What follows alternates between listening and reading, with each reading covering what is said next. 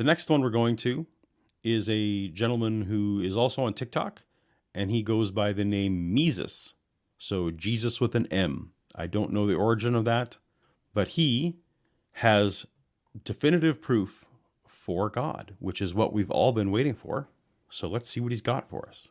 Tell me something God did in your life personally to prove he exists. So I was a Christian for many decades, and I cannot point to anything that I now think that was God showing to me that he existed. There were a lot of things that I attributed to God at the time. There was feelings of warmth and comfort and gratitude and all those kind of things that would often happen when I was in a worship service. I felt like God sometimes would help my Bible quizzing team win or a sports team win. God was helping me find my contact lenses. God was helping me recover from headaches and colds and things that I was obviously going to recover from anyway. He was helping me arrive safely after a long drive. All these kind of things that I attributed to God. But in retrospect, probably weren't. And I no longer feel like they were. But Mesus clearly has something in his life that he attributes to God.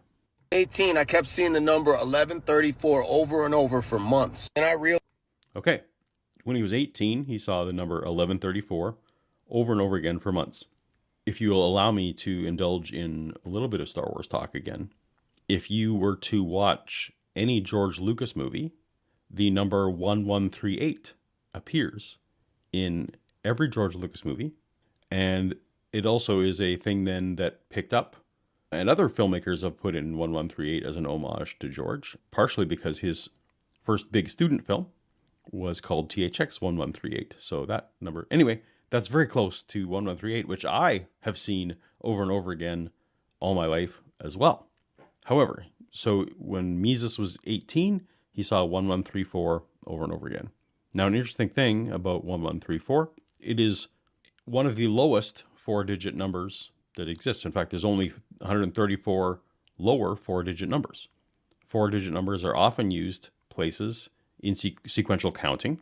And so statistically, given that if something is starting either at 1,000 or starting at 0, as they often do, 1134 is in the top 1% of 4-digit numbers that one might see out there, because of course it's more likely that there's 1,134 of something than say 8,612 of something. So that number is going to come up less frequently. So he's picked, or he's gravitated to one of the numbers that is going to be most commonly seen anyhow. I do not think that he is taking into what we also have as confirmation bias or selection bias, where once you think you're seeing a pattern, your brain starts to see it everywhere. So for example, when I bought a white SUV, suddenly it looked like everyone in the world was driving a white SUV. This is very common. Buy or are looking for certain cars, you start to see that same car everywhere. Humans are pattern-seeking creatures. The fact that you are seeing the same number over and over again is not miraculous. It is a pattern, and it may not even be a pattern. It might just be you noticing something. But let's see where he goes. Realize the number 1134 is hell when you flip it upside down. Whoa! I don't remember what the number is for boobies. It's a good thing he wasn't seeing that number all over the place. But anyway, what this 1134 upside down being hell, the way he's drawn it here, it looks, of course, like numbers on a digital clock or on a calculator. I'm guessing that he wasn't seeing it on calculators. I'm guessing he was seeing it quite frequently on clocks. Now, as an 18-year-old, it's not unfathomable that he might more often be being around a clock, waking up at 11:34 in the morning, and also being awake at 11:34 at night than a lot of the other times that he might be seeing. So he was probably seeing 11:34 twice every day, whereas a lot of the other times on a 12-hour clock cycle, he was only seeing once. Again, this is just contributing to the pattern. Not a big deal. But flip it upside down, it says hell. So I shouted out to God, hell? You're going to send me to hell? But you killed my dad. You killed one of my best friends. I don't care if I live or die, so I don't really think you're a good God, and I really don't care if I go to hell. Okay, so that was a twist I wasn't expecting. Mesus was a God believer when all this happened. He totally believed in God, but he was angry at God. God had allowed some people close to him in his life to die, and Mesus was so upset about that he didn't feel like worshiping the God that he definitely believed in and definitely had some kind of background in. So he didn't actually need this as proof of God. He already fully believed.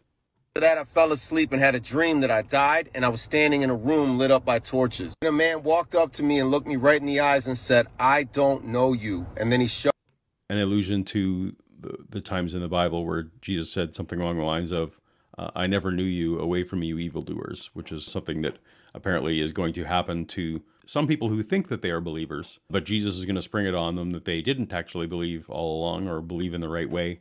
I never knew you, away from you evildoers. I'm guessing he heard that Bible verse a lot in his history of God belief before, and possibly even Christianity, before he had those losses. my head through the floor. The screams that I heard, the heat that I felt, and the images that I saw, I truly do not wish on my worst enemy. Then my head got pulled back up through the floor, and I woke up from my dream to see my alarm clock flash.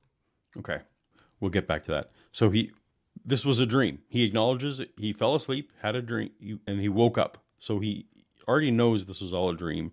We definitely know that when we are dreaming, that our mind puts together connections of things that we already are familiar with or things that we know. It seems like Mesus had a Christian upbringing, or at least knew about God and knew about visions of hell, and also was filling in the blank of what kind of tortures were most relevant to him, which is a thing that the nice vagueness of hell does, is allow us all to fill in whatever the worst punishment we think of and assume that's what hell's going to be like. And this is so visceral to him that he wouldn't wish it on his worst enemy because he just had a really bad time while he was dreaming.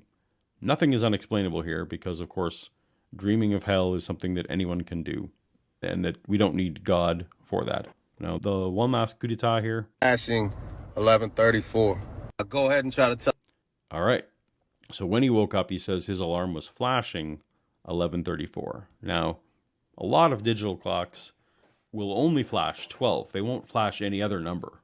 Unless, of course, a miracle has happened. Or sometimes you can get the flashing is like when you're mid process of setting the time. Who knows if Mesus was, with his fixation on 11:34, was somehow setting the time before he fell asleep and had this crazy dream. I don't know. But flashing 11:34 seems like I would want a picture. Tell me how all that's just a coincidence and I'm crazy.